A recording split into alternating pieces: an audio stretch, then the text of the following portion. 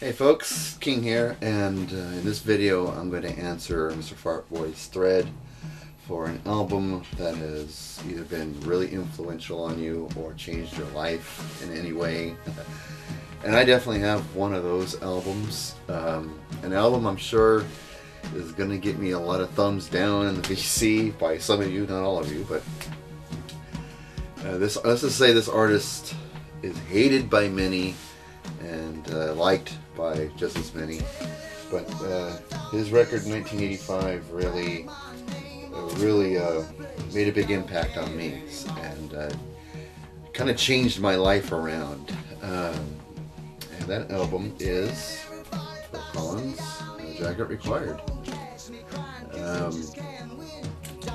Just a huge record for me.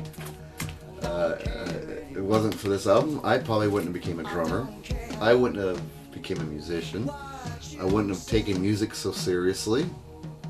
And I probably wouldn't even been on the VC, for that matter. So you have this album to thank for that. Now, my brother bought this record when it was first released in '85. He bought it somewhere in the springtime of '85. And back then, I knew who Phil Collins was, but I wasn't, at the time I wasn't very impressed. I wasn't very excited about his music, and I hadn't become a drummer yet, so I actually wasn't even aware this guy could play drums. And so he bought the cassette. I listened to some of the songs. I think Studio was the reason my brother bought this on cassette. And I ended up taking over the cassette because I heard not only Studio, which I actually liked at the time, because that was the song for the summer of '85. But a lot of the other songs really jumped at me, like Only You Know and I Know, and Who Said I Would, Don't Lose My Number, Inside Out, Take Me Home, Long, Long Way to Go. All those songs really influenced me to want to be a drummer.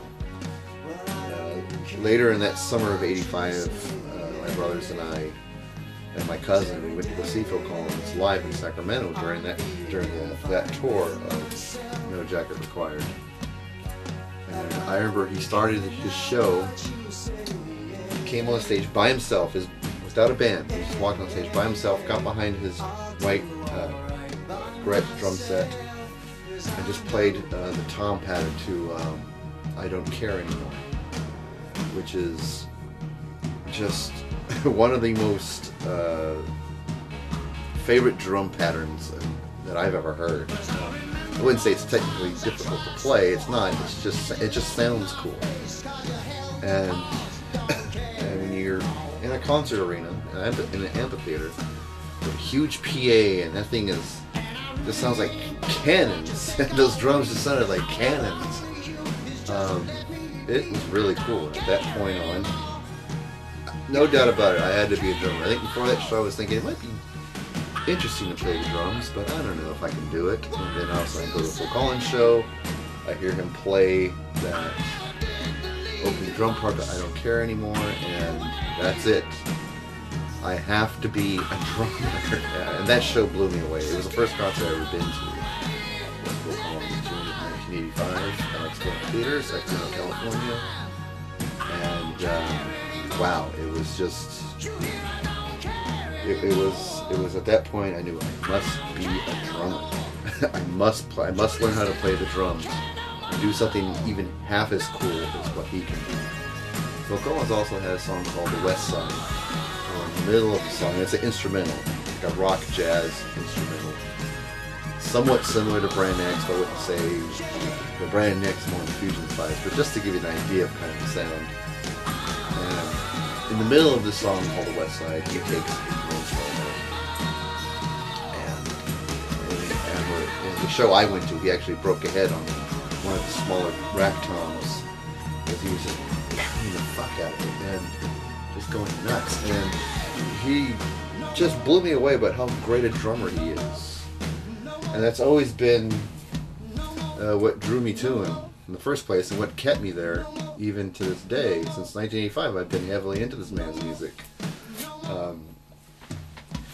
it's the drumming that attracts me first. It's not his singing, though his singing isn't bad. It's not his songwriting, though his songwriting is very good. It is his drumming. He is just an amazing drummer. Listen to all the early Genesis albums. Listen to the first 2 Brand X albums. Listen, to his solo albums. Stuff he did with Robert Plant, Eric Clapton, Brian Eno as well. He is a great drummer. He's a great drummer. The man can play. I mean, he can play rock, funk, prog, fusion, jazz, big band jazz. He is a drummer's drummer, and I really model almost everything I play to his drumming, because he had the ultimate drum sound in the 80s with that big in the air tonight drum sound. But he has great technique and very creative, especially when he's playing the drum machines. He can be really creative and hugely inspiring to me. And shortly after I seen him live in 1985, I went to buy this album in '86, just the summer later. I think I bought this in July of '86, the day it came out. This is the album I bought back in the day. And I went to see a show during the Invisible Touch tour for Genesis, my first Genesis show, and after going to this show, I knew I had to be in a band. So, this album tells me you must be a drummer. And then after I see this show and listen to this album, you must be in a band. So, and those were, I guess you could say, 2 records that influenced my life, but really, it all starts with this one. Because if it wasn't for this album, I wouldn't have picked up the drums, wouldn't have been heavily involved in music, because at that point I was just a casual listener of music. I wasn't taking it very seriously. This got me to take music very seriously, and it got me to collect CDs, tapes, now albums, and it got me to be a very serious music listener, or just love music in general. I wouldn't say I'm a serious music listener, but I do love music.